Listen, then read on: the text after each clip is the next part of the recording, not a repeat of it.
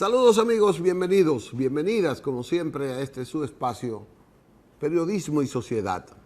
Un conversatorio horizontal, transparente, objetivo con la intención de que entre todos aunemos esfuerzos y construyamos una sociedad mejor.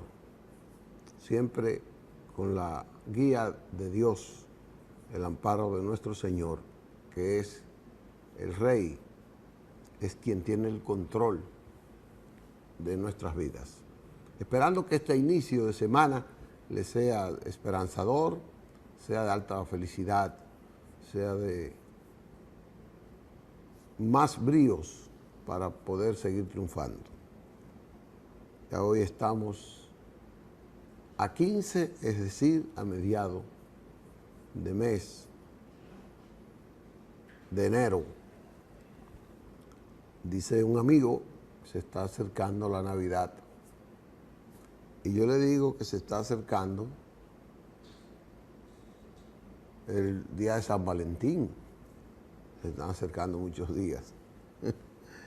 Muchas noticias que tenemos hoy, pero recuerden que también es un día para que el doctor Alfredo Polanco pues diserte sobre sus consejos médicos, que siempre son bastante atinados, siempre son acogidos por muchas de las personas que nos sintonizan cada lunes y los que luego en YouTube pues lo sintonizan. Estamos en la plataforma digital Facebook Live en vivo, en Cinevision.do, en Periodismo y Sociedad también en vivo, Facebook, y estamos en la red de cables en todo el país, en el canal 19, que nos permite llegar a ustedes a todos los lugares aquí. Este fin de semana, repito, fue un fin de semana muy ajetreado en todos los aspectos. Siguió la violencia en Agua, la policía, pues un enfrentamiento, pues fueron acribillados 3 personas en un supuesto intercambio de disparos, que siempre uno reclama que la policía y que el Ministerio Público investigue esos intercambios de disparos. Hay que tener cuidado con dejarle esa llave abierta a la policía, porque aunque ha ido cambiando, aunque la policía ha ido cambiando, y yo espero que cambie, no se le puede permitir, no se le puede dar esa licencia de que tenga que asesinar así a mansalva. Los muchachos de aquí del 12 de Jaina, de la Cabaña, todavía no se ha dicho lo que se debe decir, lo que uno espera, y ahora estos de Nagua. Ayer también un joven, 29 años, asesinó a su pareja que le fue a visitar en el régimen penitenciario en la cárcel de La Vega. Entró, a ver, la mató, y la policía se dio cuenta al ver que ya todo el mundo se había ido y quedaban esos útiles y nadie los reclamaba. Entonces la policía, la seguridad del de la cárcel, pues decidieron indagar qué pasaba con esa persona. Entonces la encontraron muerta. Y él salió, que vean que él está vivo, que él está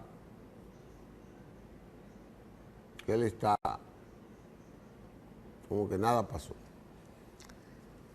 Yo creo que fue correcto una decisión que tomó el Estado Mayor de la Fuerza del Ministerio de Defensa. Destituyó a varios oficiales en Asua porque permitieron que camiones, que vehículos destinados para hacer política en una caravana en la que iría el presidente de la República, pues usaran las instalaciones de del ejército allá para eso. Yo creo que es correcto. Hay que deslindar eso. ¿Y por qué echarle, por qué dar esa señal? ¿Por qué?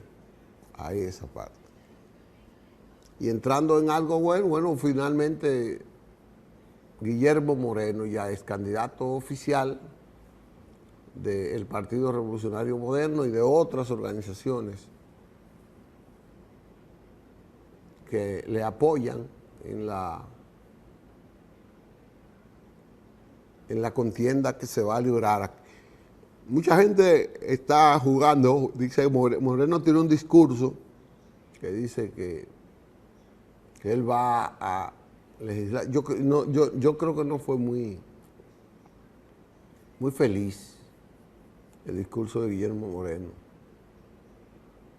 Yo creo que debió ser un poco más conciliador con las cosas que se han hecho en esa parte. Porque usted puede decir de todo, pero hay que saber cuando usted es candidato. De todas maneras, él es el candidato. Y de todas maneras, yo sigo creyendo que él tiene muchas posibilidades de ser el senador. Va a competir con un joven que tiene sus virtudes y tiene sus defectos, como las tiene Guillermo Moreno. Solo hay que pedir, ahora tienen que medirse, y los análisis de esta contienda electoral, que va a ser en mayo, no sé por qué la discutimos ahora, tiene que ver sobre la base de la aglutinación de fuerza y quién puede aglutinar más fuerza en términos concretos para llevar el voto. Esa es la diferencia, llevar el voto. ¿Quién tiene más posibilidad de llevar el voto? El voto que va a votar por Guillermo y el voto que va a votar por Omar. ¿Quién tiene más capacidad de llevarlo? Eso es lo que está en juego en mayo. Vi a Domingo Contreras y a Carolina pulseando. Ambos recorrieron sectores diferentes, pero con mucha energía. Vi a Carolina Mejía con un gran acto,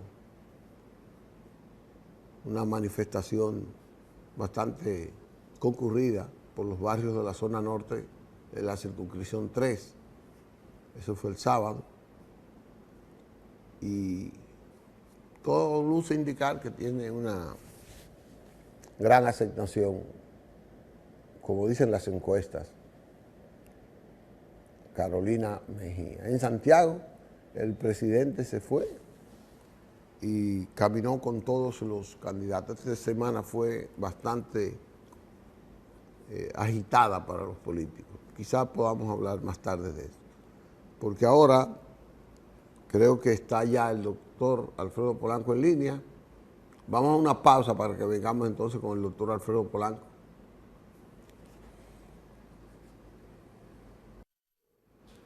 Gracias, regresamos con ustedes. Como les prometemos siempre, aquí está el doctor Alfredo Polanco, que tiene hoy un tema muy interesante que tiene que ver con esta rutina que usted debe llevar para chequear su salud y las cosas que deben ver. Vamos a darle la bienvenida al doctor Alfredo Polanco. Muy buenos días, doctor.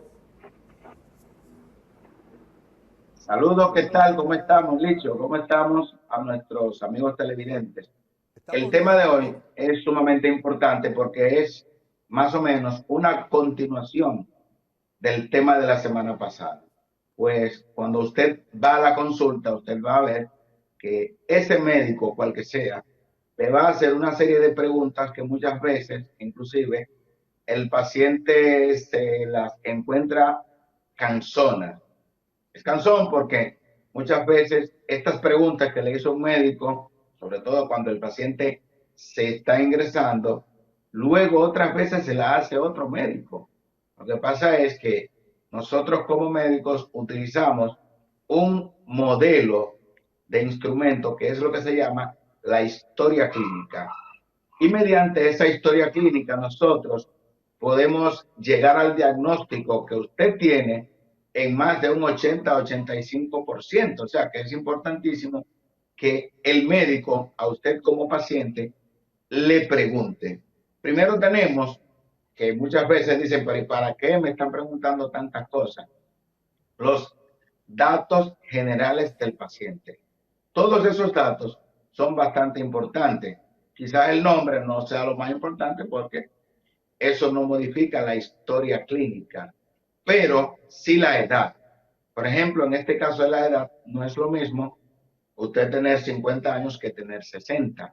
Hay muchas enfermedades que se presentan después de los 60 años. Igualmente, por eso decimos a las mujeres sobre todo, tiene que decirme la edad real, cuántos años tiene.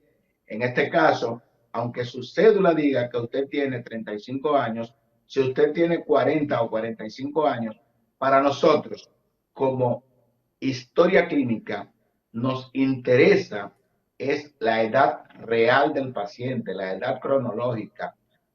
Así nosotros comparamos incluso con lo que es la edad aparente del paciente. Usted va a ver pacientes que con 30 años aparentan de 40 o de 50. Entonces ahí nosotros vamos ya tejiendo lo que es ese posible diagnóstico. La religión es importante, por ejemplo, porque en el caso de que un paciente se ingrese y amerite, por ejemplo, transfusiones, ustedes saben que si un paciente es testigo de Jehová, él no va a admitir que le transfunden. Entonces, por eso nosotros claramente, ¿cuál es su religión? Católica, evangélica, adventista o no profesa, lo que sea, etcétera.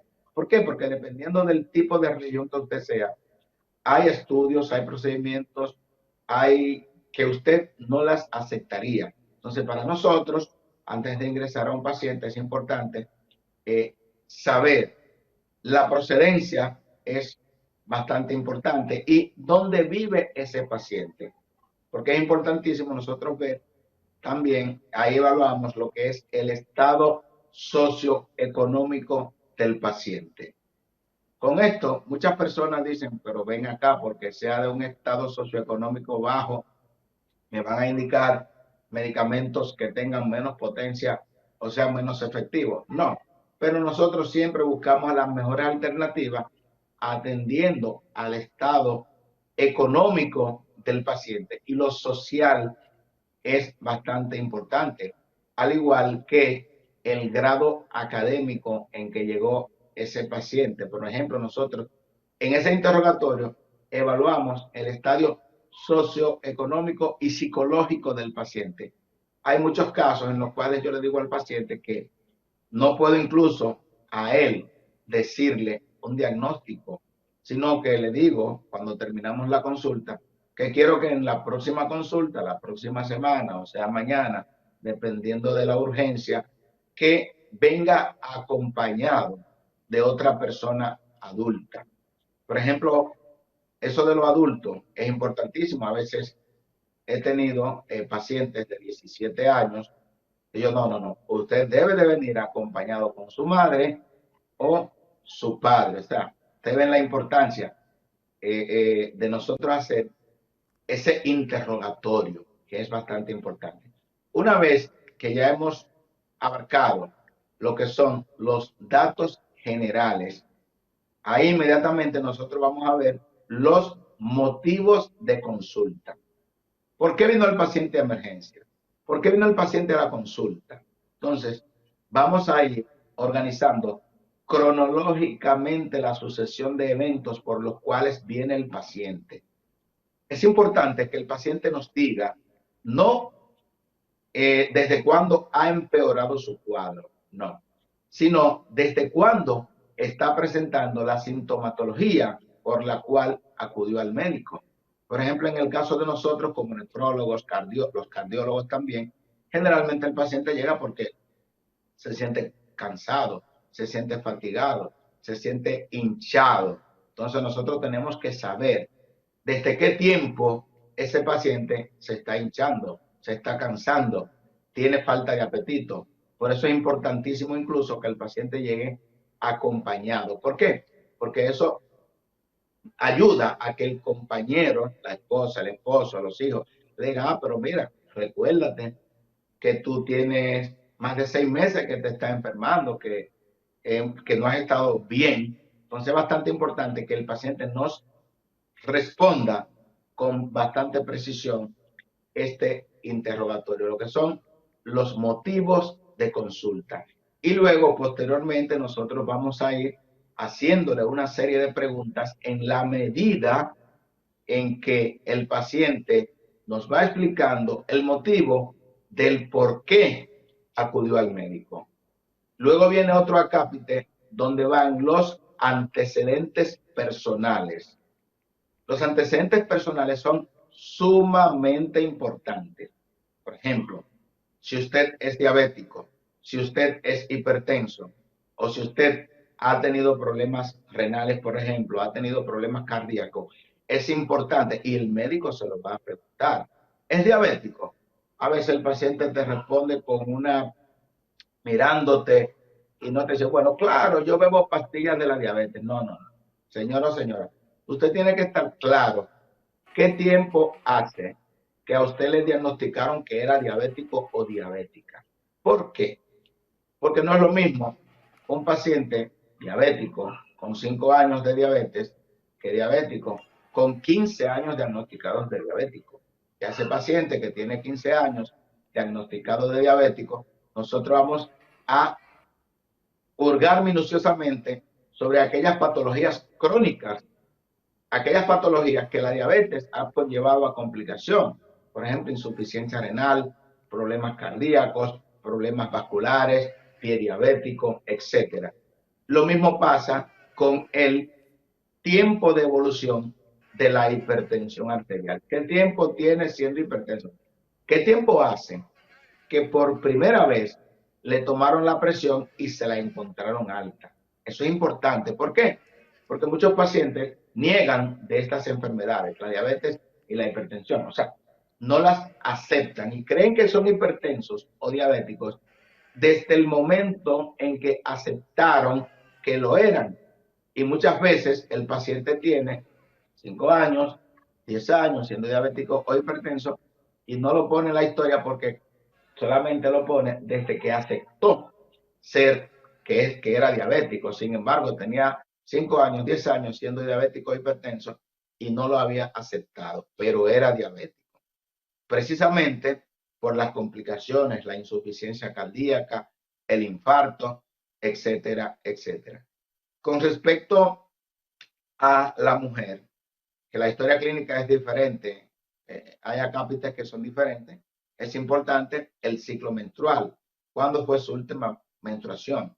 Hace 2 semanas tuve un caso, una semana, sí, de una paciente que siempre que le hacía un examen de orina, le encontraban sangre en la orina y tenía como 3 o 4 análisis cuando se me ocurre preguntarle, ¿cuándo fue tu ciclo menstrual? Pues todas las veces que se hacía el examen de orina coincidía con la finalización de la menstruación y lógicamente por eso era que la orina salía con sangre. O sea, la paciente no tenía ningún problema clínico, simplemente que coincidía que cada vez que se hacía el examen de orina con la culminación del ciclo menstrual. Entonces, hasta para eso es importante preguntarle al paciente sobre los antecedentes. O sea, no se los preguntamos por molestar al paciente, sino porque son de vital importancia. También le preguntamos a la dama cuántos embarazos ha tenido, cuánto ha parido, cuántas cesáreas ha tenido. O sea, todos esos son datos bastante importantes. ¿Cuánto pesó el hijo más pequeño? ¿Cuánto pesó? O sea, ¿cuál fue el mayor peso de su hijo? ¿Cuál fue el menor peso? Todo eso nos orienta porque hay gente que dice, mujeres, el niño mío nació criado. Así mismo lo dicen literalmente. ¿Y qué pasó? Nació de 12 libras. Cuando nosotros como médicos vemos que una dama tuvo un hijo macrosómico, como se le llama, ese niño que nació en sobrepeso, ¿En qué estamos pensando? En que es una madre con diabetes. Entonces, por eso nació ese niño grande. O cuando el niño nació, mi niño nació de 3 libras, un niño de bajo peso al nacer. Ya eso predispone a que en el futuro ese niño que nació de bajo peso podría tener problemas renales. ¿Por qué? Porque nació pequeñito, los riñones se desarrollan intraútero, después que usted nació ya los riñones no siguen desarrollándose, entonces ese paciente podría tener consecuencias importantes. O sea, por eso es importante nosotros incluso hacerle todas estas preguntas, aunque no seamos ginecólogos, pero eso es parte de lo que es una buena historia clínica. Con respecto a los antecedentes, importantísimo, antecedentes quirúrgicos, y ahí bastante importante. Y sobre todo, el cirujano tiene que preguntar siempre cuándo fue la última menstruación de la paciente. Y aún así, antes de hacer cualquier procedimiento de cirugía electiva, hacer lo que es la prueba de embarazo. Porque, oigan bien, cirugías electivas pueden posponerse y si la mujer está embarazada, pues lógicamente lo ideal es no operarse por los efectos anestésicos y una serie de consecuencias que puede tener. Entonces es bastante importante que una cirugía electiva se haga la prueba de embarazo. No quiere decir que en una cirugía de emergencia a una gestante en edad fértil hay una prueba de embarazo, porque siempre hay que hacérsela. Porque si es una cirugía de emergencia, hay que hacer la cirugía como quiera. Pero si esta paciente va a ser sometido a un procedimiento anestésico, ya el anestesiólogo con su cirujano sabrán qué tipo de anestesia dar y qué tipo de medicamentos postoperatorio van a administrar a esa paciente. Antecedentes quirúrgicos. Ok, me operaron de la vesícula. Ya usted sabe que ese paciente, pues, ha tenido que visitar al gastroenterólogo porque tiene problemas, podría tener problemas, pues, con la digestión porque fue operado por la vesícula. Paciente con antecedentes de cáncer de colon, ya nosotros, o sea, todo lo que son los antecedentes personales de relevancia, el médico se lo va a preguntar en esa historia clínica. Por eso la historia clínica es tan larga y tan tediosa que a nosotros nos toma bastante tiempo, pero es bastante importante. Antecedentes alérgicos. Es sumamente importante. ¿Por qué? Porque si usted ha hecho alergia a la aspirina, usted es alérgico a todos sus derivados, el diclofenac, el ibuprofeno, el ketoprofeno, el naproxeno, etcétera. Entonces nosotros no le vamos a prescribir, perdón, salud, perdón, a ningún paciente con una alergia, algún analgésico, antipirético, no se lo vamos a prescribir. Igual que si es alérgico a las penicilinas, no le vamos a prescribir penicilina. Y el médico básicamente se vale del diagnóstico atendiendo a una buena historia clínica que le haga al paciente. Con respecto a los hábitos tóxicos, muy importante, café, alcohol, tabaco. Por ejemplo, en los últimos años, ustedes saben cómo ha habido una proliferación de lo que es la juca, los vapers, etcétera. Entonces, no es como anteriormente, cuando yo estaba pequeño, que una persona fumaba un pachoché, un cachimbo, etcétera, por cada cierto tiempo. Pues ahora la moda es que las jucas son horas y horas y horas, igual que el vapor. Entonces, es una moda, pero es un problema. Entonces, cuando un paciente tiene antecedentes de ser gran fumador de juca o de vapor, es un paciente que tiene que ser obligatoriamente, si va a ser sometido a cirugía, a interconsultarse con el neumólogo. Porque antes de la cirugía, ese paciente debe de ser sometido a diferentes procedimientos, como es una espirometría, ver cómo está la capacidad pulmonar, etcétera. O sea que no es lo mismo si fuma o si no fuma. Lo mismo, alcohol. ¿Con qué frecuencia tomas alcohol? Entonces nosotros vamos a ver si toma alcohol con mucha frecuencia, tenemos que valorar cómo está ese hígado. ¿Por qué? Porque el efecto más importante del alcohol es a nivel hepático, es decir, ¿qué es lo que daña más? Daña más el hígado. Entonces tenemos que hacer una evaluación exhaustiva de cómo está ese órgano para ver qué tipo también de anestesia, en caso de que vaya a ser operado ese paciente, vamos a darle, que no es lo mismo a un paciente que fuma como a un paciente que no fuma. Con respecto al café, que me gusta tomar bastante, también es un hábito que es el menos dañino, pero también es dañino, porque podría desencadenar arritmias cardíacas. Y muchos de nuestros oyentes o televidentes saben que su médico lo primero que le dijo, toma café, pues suspéndelo, porque tiene una arritmia cardíaca y gracias a Dios pudimos romper esta arritmia, pero no puedes tomar café. ¿Por qué? Porque la cafeína, a los estimulantes te van a desencadenar, puede desencadenarte otra arritmia cardíaca. Lo mismo que el paciente con antecedentes de úlcera péptica, gastritis, tiene que disminuir o anular el consumo de café. Es decir, que la historia clínica es un instrumento bastante completo. Y quisimos traer este tema porque nosotros nos damos cuenta cuando el paciente a veces se incomoda por tantas preguntas que le hace el médico, pero el paciente lo que no se da cuenta es que esa pregunta que le hacemos es para su protección y que ese instrumento llamado historia clínica es propiedad del paciente. O sea, ustedes van a ver, por ejemplo, que el paciente, nosotros le preguntamos, ¿ha tenido infecciones virales, por ejemplo? Hepatitis B, hepatitis C, HIV. Entonces nosotros como personal de salud tenemos que saber, cuando estamos trabajando con un paciente, si es seropositivo al VIH.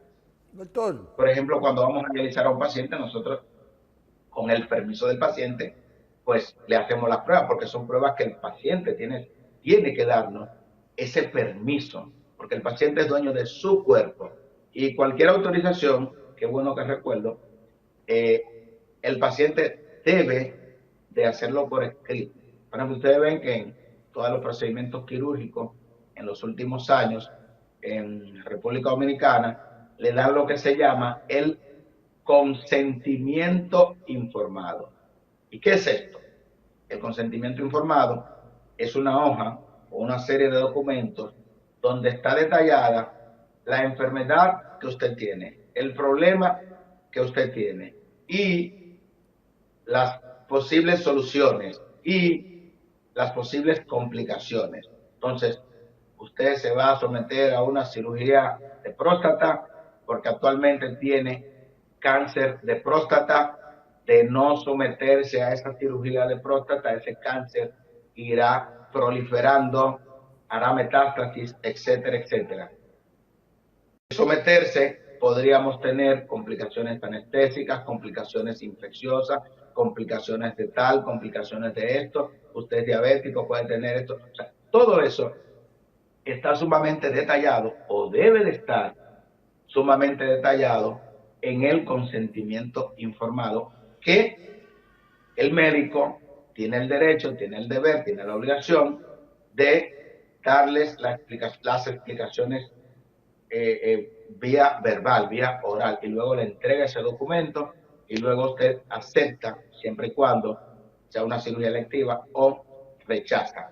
En el caso de las cirugías de emergencia también se le debe de dar el consentimiento informado a un pariente, a un familiar, y se discute rápidamente, porque aunque sea una cirugía de emergencia, a menos que el paciente no llegue en estado de coma, pues siempre hay un momento para discutir sobre los procedimientos que se le van a hacer al paciente. Es decir, dicho, amigos televidentes, que la historia clínica tiene acápites diferentes para las diferentes patologías, porque no es lo mismo la historia clínica que va realizada por un psiquiatra, o sea, un especialista en la conducta humana, que por un nefrólogo, que por un cardiólogo, que por un cirujano, pero en sentido general, todas, absolutamente todas, llevan lo que son los datos generales, los motivos de consulta, los antecedentes y la historia de la enfermedad actual. Creo que doctor, con esto Le quiero hacer una Vamos a ver pregunta, las doctor. preguntas. Sí, doctor, Sí, mire, yo me consulto en un centro médico. Entonces, en cualquier área de salud que yo vaya, en ese centro, tienen mi expediente en la computadora. Si yo no tengo que llevar papel ni nada, sino que ellos me buscan ahí.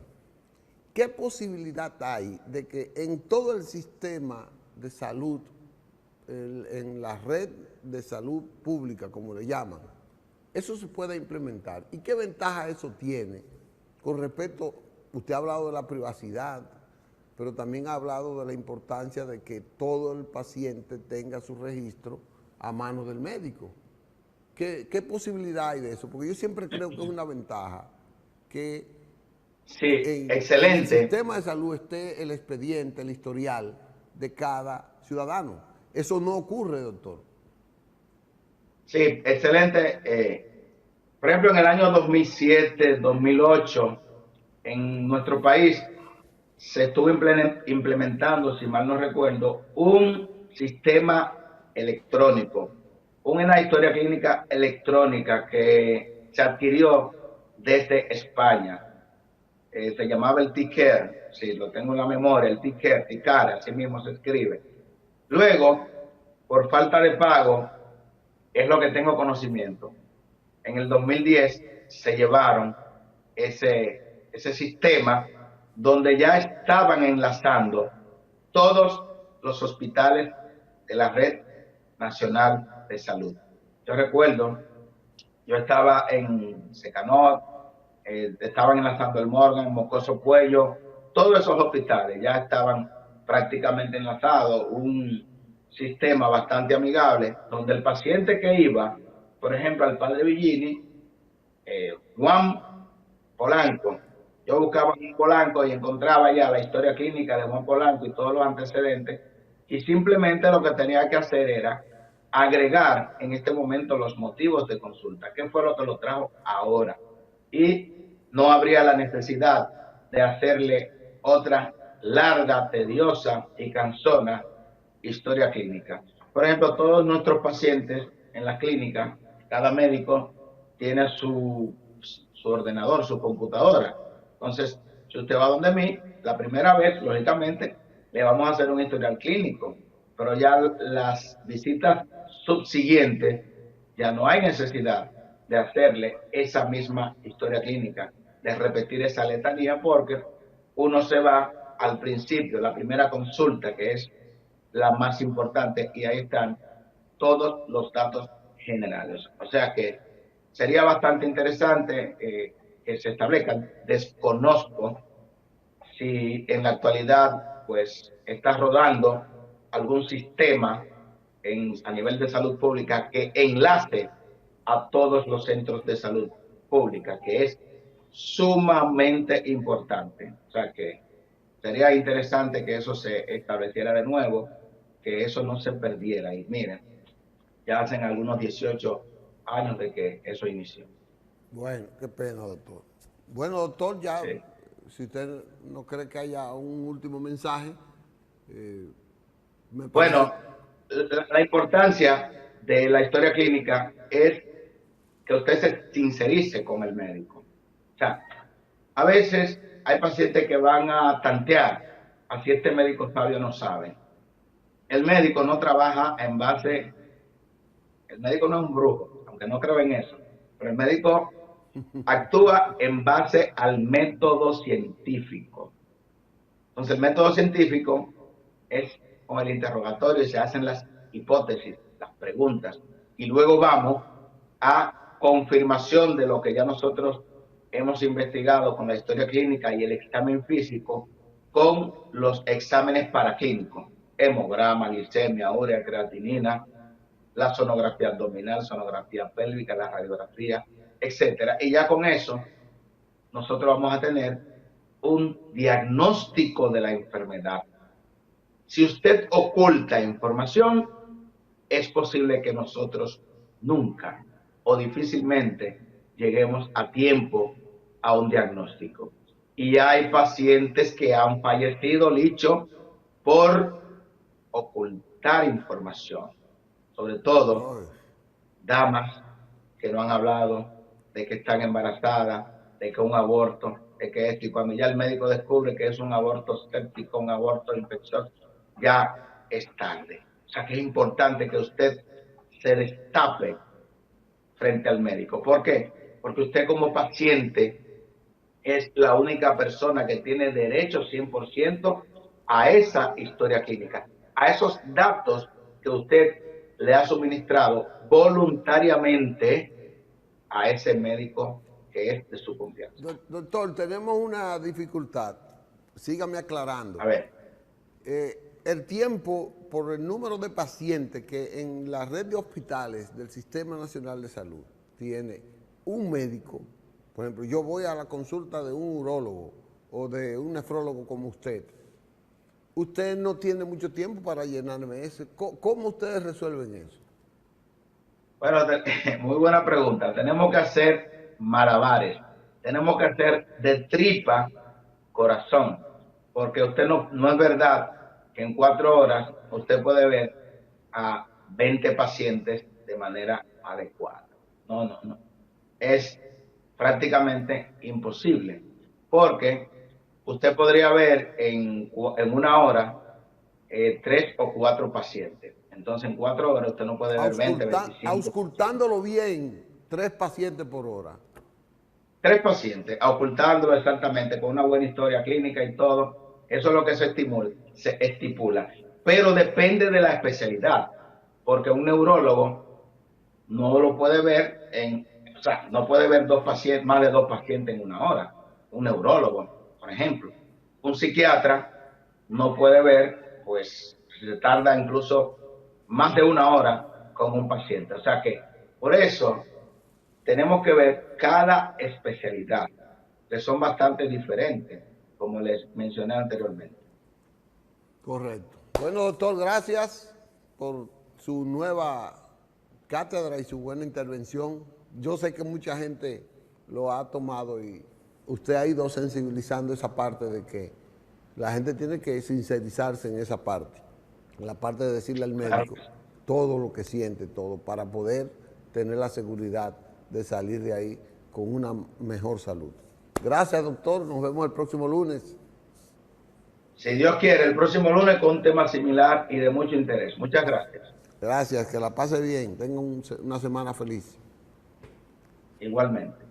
Bueno, vamos a una pausa, Manuel, para que vengamos entonces con otros temas que tenemos ahí en carpeta. Gracias al doctor Alfredo Polanco por estas orientaciones de vital importancia para la familia que nos escucha, para las personas que nos escuchan cada lunes en este segmento que hace el doctor Alfredo Polanco. Salud al alcance de ustedes. Vamos a una pausa. Bueno, gracias. Terminando el programa, quiero que veamos, me siento muy agradecido por el apoyo que nos dio, la distinción que nos dio la Liga de Softball del barrio Simón Bolívar, que nos permitió, nos invitó a hacer el lance de honor en la inauguración de su 15º torneo. No, ese no, Manuel, el de béisbol, Manuel, ese ahí.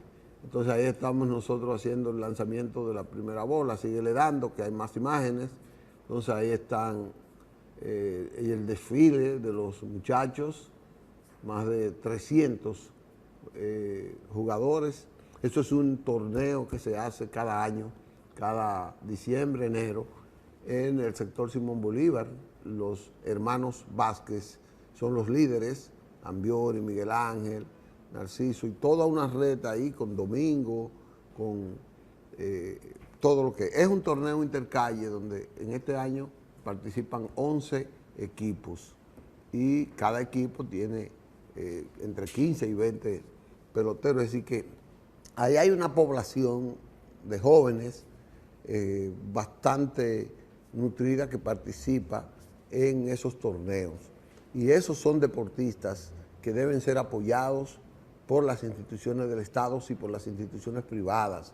Ese torneo se celebra en el Play del Moscoso Puello y en el Pepe Luca, en el Ensanche Luperón, ambos. Esto para mí es de regocijo, para mí es de beneplácito, uno que se crió en esos contornos y que apoyó el deporte, uno sabe la valentía, el valor que tiene el deporte para la paz, para la tranquilidad, para la integración a cosas positivas de la juventud de esos sectores. Y yo llamo a las autoridades a que le brinden apoyo a esas autoridades, a esos jóvenes que están ahí. Gracias a los hermanos Vázquez, gracias a los organizadores del torneo que me distinguieron, repito, haciendo el lance de la primera bola en la inauguración de este campeonato, el 15º que celebran. Vamos entonces ya, con esto terminamos el programa de hoy. Nos veremos mañana con otra importante intervención que va a ser de ilustración para ustedes. Hasta mañana, si Dios quiere.